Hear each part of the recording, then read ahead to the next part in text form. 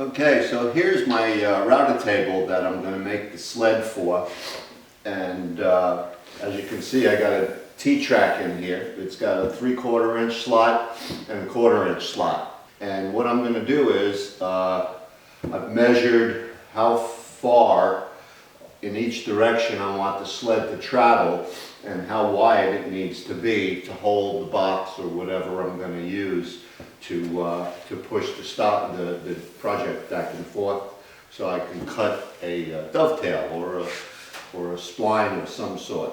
Okay, so I've already cut a 1/2 inch piece of plywood, and that's going to be my base, and a 1/2 inch because this way it enables the router bit to come up a little bit further on the cut, and 3/4 inch would be a little bit too high because the nut on the router would have to come all the way up past, well, very close to the 3/4 inch, and that's just a little bit too high for mine.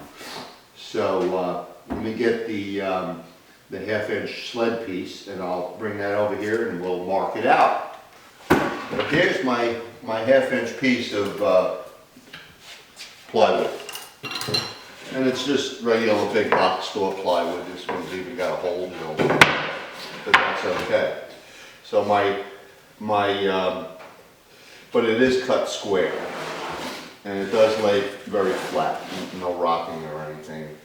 So what I'm going to do is I'm going to put a 3/4 inch track all the way out here on the edge, and I got to get that to fit perfectly tight so it doesn't wiggle back and forth. But I want it about in the middle, so that's about where it's going to sit. So what I'm going to do is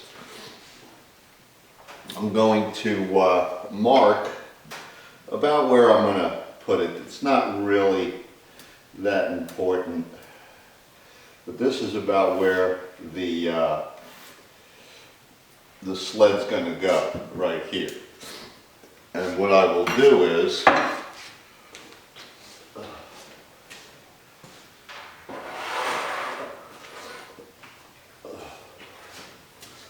going to measure that, and I'm exactly at 1 7/8.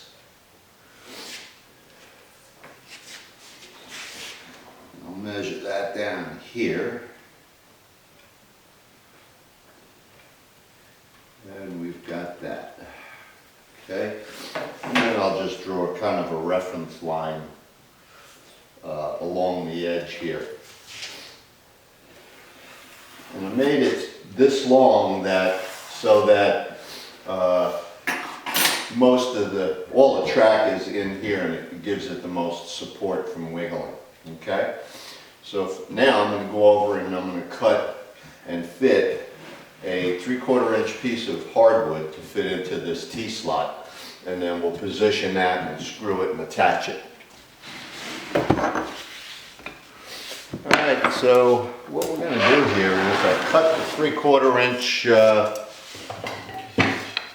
I've cut my 3/4 inch track that I'm going to use, and using my caliper to measure the thickness of that slot pretty much exactly, and then I'll use the other side here to gauge it. It looks like I've got about a 32nd to take off. What I'll do is I'll take it down to exactly what I need it to be using a hand plane. This is pretty thin, so I'm not clamping it in there, just enough to hold it. And I'll use my finger on the side here to keep it steady and to guide it down. And we'll take a couple of shavings off.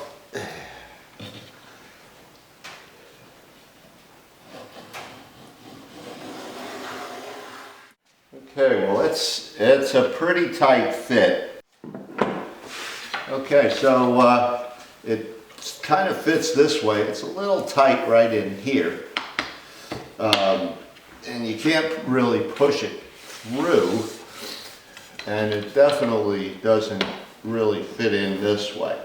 But what I'm going to do is I'm going to mount this anyway, and then it's kind of hard to hold it straight and then run the plane down it. And then what I'll do is once it's mounted, I'll take my my rabbit plane and run it right along the side with the base upside down and get that final little bit out of there. See, I can even see a little bit that it's out of square, just a slight bit. Yeah, so let's do that. We'll get it mounted and we'll go from there. Okay, what I'm going to do is I'm going to use these clamping coils to pick it up. And by the way, I made these, just out of regular maple, and I put this shiny red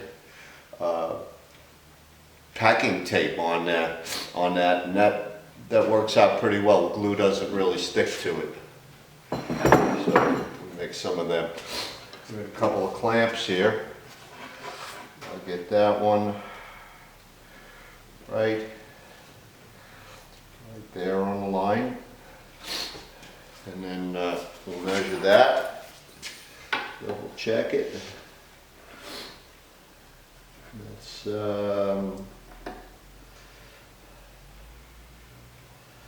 1 7/8. Really doesn't need to be exact.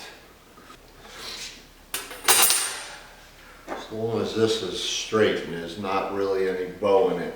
And that's one of the reasons I left it just a little tiny bit oversized, because if it is bowed a little bit there, then I can use that shoulder plane to take that off, and I know it's a little oversized, so that'll square it up and flatten it out, get it nice and straight. Alright, so this is not rocket science. We're going to put them right about in the middle, about every 3 inches. I've marked them and drill a little pilot hole.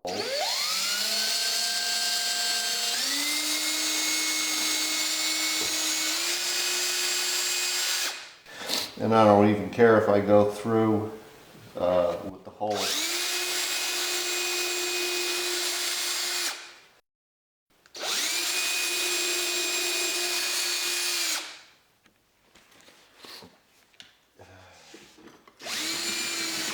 All right. Well, we got the last countersink in there. Now I'm going to screw in the attach it.